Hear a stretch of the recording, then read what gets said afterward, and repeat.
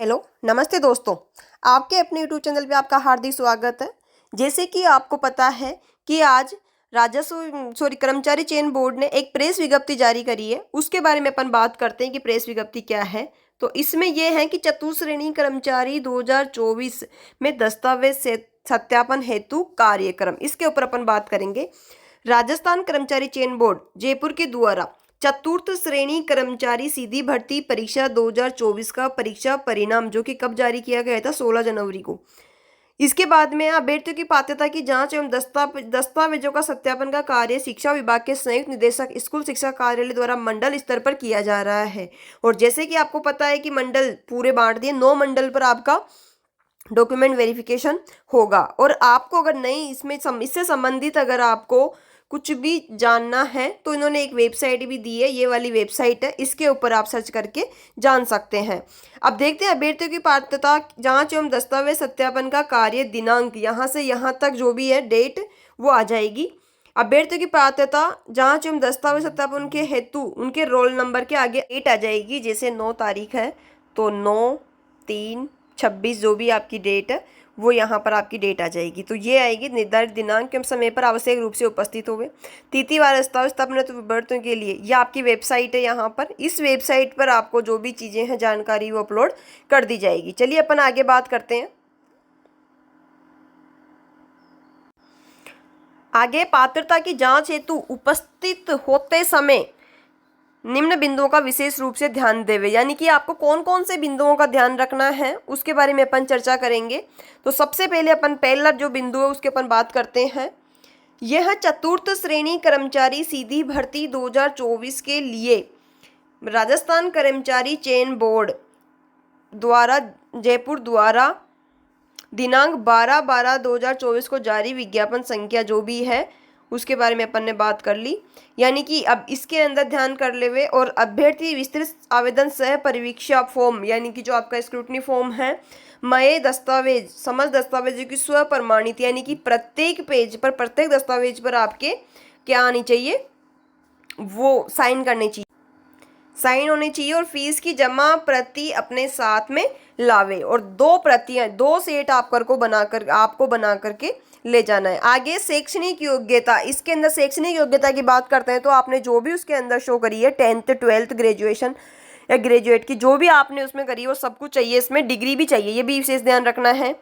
आयु की अगर अपन बात करें तो आयु का मतलब यहाँ से ये 10th की आपको मार्कशीट लेके जानी है, कोई जन्म प्रमाण पत्र नहीं लेके जाना है। जाति, मूल निवास, चरित्र प्रमाण पत्र, जो गजेटेड के 2 गजेटेड के सिग्नेचर होके 2 चरित्र प्रमाण पत्र आपको लेके जाना है। और विशेष योग्यजन विवाह का अगर आपका सर्टिफिकेट बना हुआ है तो वो लेके जाना है, शादीशुदा हो तो। स्पोर्ट्स का अगर है तो वो लेके जाना है। आगे जो सेवारत होने पर सक्षम अधिकारी द्वारा जारी अनापत्ति, अगर आप पहले से गवर्नमेंट सर्वेंट में हो तो अनापत्ति यानी कि एनओसी आपको लेके जानी है। समस्त आवश्यक मूल दस्तावेज एवं प्रमाण पत्र तथा स्वयं का पहचान पत्र, आधार कार्ड आपको लेके जाना है। और 2 नवीनतम पासपोर्ट साइज फोटो, ये आपको 2 की जगह 4 से 5 भी आप ले जाना, कई बार गुम भी जाते हैं। आगे हैं अभ्यर्थी अपना आधार डाउनलोड कर जिसमें QR कोड अंकित हो की प्रति आवश्यक रूप से लाए, तो ये आधार कार्ड भी आपको लेके जाना है। विस्तृत आवेदन पत्र के साथ प्रमाण पत्रों एवं दस्तावेजों की स्व प्रमाणित प्रति, प्रत्येक पे आपके स्वयं के सिग्नेचर होने चाहिए, परिशिष्ट में संलग्न करें। आगे है 6 नंबर पे अपन बात करते हैं। तो अभ्यर्थियों द्वारा ऑनलाइन विस्तृत आवेदन सह परीक्षा फॉर्म, यानी कि जो स्क्रूटनी फॉर्म है वो भरना अनिवार्य है। ऑनलाइन आपने सबने भर दिया होगा। यदि किसी अभ्यर्थी द्वारा उक्त फॉर्म ठोस अपरिहार्य कारण से नहीं भरा गया है, ये भी आपको याद रखना है। अगर आपने कुछ ऐसे कारण रहे हैं जिसकी वजह से या साइट नहीं चल रही थी या कुछ भी ऐसा इशू जो आपने नहीं भरा है, तो वे अभ्यर्थी राजस्थान कर्मचारी चयन बोर्ड की वेबसाइट से उक्त फॉर्म डाउनलोड कर प्रिंट लेकर उसमें समुचित प्रविष्टियां कर 100 रुपये के पोस्टल ऑर्डर सचिव राजस्थान कर्मचारी चयन बोर्ड जयपुर के नाम पर के साथ कारण सहित आप उसमें कारण बता करके दस्तावेज सत्यापन हेतु उपस्थित होवे। अगर आपने गलती से ऑनलाइन फॉर्म नहीं भरा है तो भी आप उसमें 100 रुपये का पोस्टल ऑर्डर के साथ में कारण दे करके आप दस्तावेज सत्यापन हेतु उपस्थित हो जाइए। नहीं सोचना कि हमने ऑनलाइन नहीं भरा तो हम ऑफलाइन में कैसे जाएंगे। 7वें नंबर पे दस्तावेज सत्यापन में प्रयुक्त किए जाने वाले विभिन्न शपथ पत्र एवं अन्य दस्तावेजों का प्रारूप तथा अभ्यर्थियों हेतु दिशा निर्देश संलग्न है। यानी कि कौन कौन से ऐसे शपथ पत्र आपको ले जाना है उनके बारे में भी है। सूचीबद्ध अभ्यर्थियों की सूची, विभिन्न शपथ पत्र में दस्तावेजों का प्रारूप, अभ्यर्थियों हेतु दिशा निर्देश। चलिए अपन आगे बात करते हैं। तो इसके अलावा आपको क्या करना, अब इसके अंदर पूरे डॉक्यूमेंट आ गए हैं आपके नथिपत्र जारी आवश्यक दिशा निर्देश। देखते हैं, सबसे पहले नंबर पे है इसके अंदर शैक्षणिक योग्यता सत्यापन हेतु संपूर्ण अंक तालिकाएं, यानी कि आपकी जो संपूर्ण अंक तालिकाएं हैं वो आपको लेके जाना है विद प्रमाण पत्र। जैसे बहुत सारे पहले तो क्या प्रमाण पत्र अलग आते थे और मार्कशीट अलग आती थी, लेकिन अब क्या होता है कि प्रमाण पत्र और मार्कशीट साथ ही आते हैं। तो आपको ये याद रखना है कि एक जैसे 10th की मार्कशीट है तो दोनों तरफ से आपकी उसकी फोटोकॉपी करवा के लेके जानी है, ताकि उसके पीछे प्रमाण पत्र हैं तो वो भी आपके आ जाएंगे। आगे है जन्म तिथि के सत्यापन हेतु सेकेंडरी उत्तीर्ण की अंक तालिका की प्रति या जन्म प्रमाण पत्र, यानी कि आयु के लिए मैंने अभी आपको बताया था। तो 10th की मार्कशीट या फिर आपके जन्म प्रमाण पत्र आपके पास में है तो आप वो ले जा सकते हैं। आगे बात करते हैं मूल निवास प्रमाण पत्र की प्रति। ये मूल निवास के लिए भी आपको लेके जानी है। मूल निवास के लिए मूल निवास प्रमाण पत्र की प्रति, अनुसूचित क्षेत्र टीएसपी का निवासी होने की स्थिति में अनुसूचित क्षेत्र का विशेष मूल निवास प्रमाण पत्र की प्रति। अगर आप टीएसपी से हो तो विशेष अनुसूचित क्षेत्र का विशेष मूल निवास प्रमाण पत्र आपको लेके जाना है। इसके बाद में अगर अपन बात करते हैं तो जाति प्रमाण पत्र, ये भी आपको लेके जाना है, बहुत इंपॉर्टेंट है। और ये पता होना चाहिए पापा के यानी कि पिताजी के नाम का जाति प्रमाण पत्र आपका होना चाहिए। आर्थिक रूप से कमजोर वर्ग, अनुसूचित जाति, अनुसूचित जनजाति, अन्य पिछड़ा वर्ग के लिए अन्य पिछड़ा वर्ग का प्रमाण पत्र जिसमें अति पिछड़ा वर्ग सम्मिलित जातियों का नाम हो, शहरी या आदिम जाति का सक्षम स्तर जाति प्रमाण पत्र विज्ञापन में, यानी कि इसमें सिर्फ यही है कि आपको जाति प्रमाण पत्र बनाना है, कुछ स्पेशल है नहीं। दस्तावेज सत्यापन के समय हस्तलिपि, ये आपको बहुत इंपॉर्टेंट है। हस्तलिपि में यानी कि बोर्ड की वेबसाइट पर उपलब्ध प्रारूप अनुसार, यानी कि आपने जो हिंदी और इंग्लिश दोनों भाषा में अपना हस्ताक्षर करके पैराग्राफ अपलोड किया था, अपलोड तो आपने कर ही दिया होगा, लेकिन उसकी जो मूल प्रति है वो अपने साथ में आपको डॉक्यूमेंट वेरिफिकेशन के टाइम में लेके जानी है। ये चीज़ें बहुत इंपॉर्टेंट है, छोटी छोटी, क्योंकि अपन दिशा निर्देश नहीं पढ़ते हैं या फिर ऐसा होता है कई बार अपन पढ़ तो लेते हैं लेकिन समझ नहीं पाते हैं, तो ये आपको जानना है।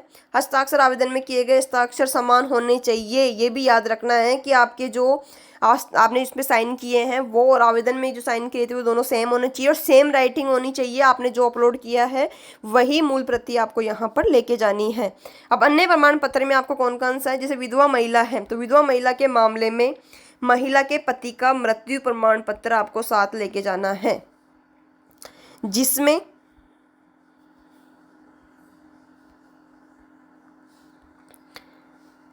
पत्नी का नाम स्पष्ट अंकित हो।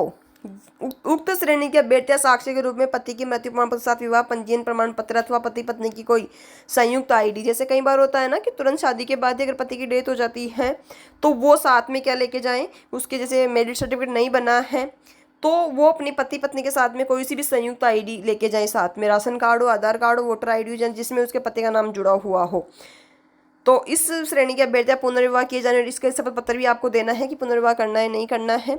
चलिए अपन आगे बात करते हैं। परित्यक्ता वाली मतलब डाइवोर्स वाली कैटेगरी के महिलाओं के लिए है, इनकी न्यायालय द्वारा जारी डिक्री हो वो लेके जानी है। आगे निःशक्त जनों के मामले में सक्षम चिकित्सा अधिकारी मेडिकल बोर्ड द्वारा प्रदत्त निःशक्तता प्रमाण पत्र जो 40%, अगर आपने इसका फ़ायदा उठा रहे हो तो ये भी आपको साथ में लेके जाना है। यानी कि स्पोर्ट्स की अपन बात करें तो ये स्पोर्ट्स की बातें हैं। उक्त खेल प्रमाण पत्र इस भर्ती आवेदन अंतिम तिथि का ये भी याद रखना है, जो आपका डाइवोर्स सर्टिफिकेट है या विडो वाला सर्टिफिकेट है या फिर स्पोर्ट्स का सर्टिफिकेट है, ये आपका जो आवेदन करने की अंतिम तिथि से पूर्व का होना चाहिए। ये बहुत ही ज़्यादा इम्पोर्टेंट है, यानी कि आपकी पहले मतलब अंतिम तिथि से पूर्व का ही होना चाहिए। भूतपूर्व सैनिकों के मामले में सेवानिवृत्ति आदेश एवं डिस्चार्ज डायरी या एनओसी की प्रति एवं स्व घोषणा पत्र ये भी लेके जाना है, एक सर्विसमैन के लिए है। अलग अलग राजपत्रित अधिकारियों के द्वारा जारी 2 मूल चरित्र प्रमाण पत्र, अलग अलग, ये बहुत ही याद रखना है आपको, अलग अलग राजपत्रित अधिकारी, भले एक स्कूल के 2 लेक्चरर हो तो आप उनके ले जा सकते हैं लेकिन अलग अलग हो। प्रथम सेट के साथ दोनों मूल चरित्र प्रमाण पत्र तथा दूसरे सेट के साथ फोटो प्रतियां लगावे, यानी कि ओरिजिनल रूप से आपको लेके जाने हैं, फोटोकॉपी भी आपको देना है। अंतिम शैक्षणिक संस्था द्वारा जारी मूल चरित्र प्रमाण पत्र, यानी कि अंतिम जो शैक्षणिक संस्था है उसके द्वारा जारी मूल चरित्र प्रमाण पत्र भी आपको लेके जाना है, तो वो भी आपको याद रखना है। ये बहुत इंपॉर्टेंट है, मूल चरित्र प्रमाण पत्र, जो भी आपकी लास्ट संस्था रही है शिक्षण संस्था। हस्तलिखित बोर्ड की वेबसाइट पर उपलब्ध प्रारूप अनुसार स्वयं प्रमाणित प्रथम सेट के साथ मूल हस्तलिखित प्रपत्र तथा दूसरे के साथ फोटोकॉपी, यानी कि पहले सेट के साथ में तो आपको मूल लिखना है, मूल हस्तलिखित प्रपत्र, और दूसरे के साथ में आप फोटोकॉपी लगा सकते हो। अब शपथ पत्र, नोटरी सत्यापित दस्तावेज स्वयं द्वारा जांच कर अपलोड करवाए जाने एवं फर्जी कूट रचित, ये सब आपको लिख के देना है कि मैं जो भी दस्तावेज लगा रहा हूँ या लगा रही हूँ बिल्कुल सही है, और अगर इसमें किसी भी चीज़ की कोई कमी है या कोई गलती है तो उसकी मैं जिम्मेदार रहूँगी या रहूँगा, ये आपको जरूर लिख के देना है। विवाह होने की स्थिति में विवाह पंजीयन मैरिज सर्टिफिकेट आपको लगा के देना है। आगे देखते हैं, 7वें नंबर पे हैं अभ्यर्थी सभी शैक्षणिक जाति मूल निवास विकलांगता प्रमाण पत्र एवं अन्य प्रमाण पत्रों का अवलोकन कर लें तथा नाम में, ये भी बहुत इंपॉर्टेंट है, अगर आपके नाम में जैसे अशुद्धि है या स्पेस संबंधी अंतर है तो उसका शपथ पत्र आप पहले ही बना करके ले जाए, क्योंकि आपको वहाँ से वापस भेज दिए जाएंगे, फिर आपका प्रोविजनल भी आ सकता है, तो ये आप पहले ही बना करके ले जाएं। अभ्यर्थी पात्रता जांच है तो ऑनलाइन विस्तृत आवेदन सह परिनीक्षा प्रपत्र की 2 प्रतियां, स्वयं का फोटो, आईडी प्रूफ व 2 पासपोर्ट साइज के फोटो आवश्यक लेकर जाएं। अभ्यर्थी को दिशा निर्देशों का ध्यान पूर्वक करते हुए विस्तृत आवेदन पत्र में संलग्न एवं मूल दस्तावेजों के साथ व्यक्तिगत कार्यालय में निर्धारित दिनांक एवं समय अवधि में उपस्थित होना है, यानी कि आपके आगे जो भी रोल नंबर के आगे जो भी डेट आ रही है उसके अंदर आपको खुद जाकर के व्यक्तिगत रूप से उपस्थित होना है। निर्धारित दिनांक एवं समय पर उपस्थित नहीं होने की स्थिति में अभ्यर्थी को दस्तावेज सत्यापन से वंचित कर दिया जाएगा, जिसकी समस्त जिम्मेदारी स्वयं आपकी होगी। तो ये अपन ने आवश्यक दिशा निर्देश हैं जो मैंने आपको बहुत अच्छी तरीके से समझा दिए हैं। फिर भी अगर आपको से कोई चीज़ जो समझ में नहीं आ रही है तो आप कमेंट में लिख करके ज़रूर पूछ सकते हैं। Thank you.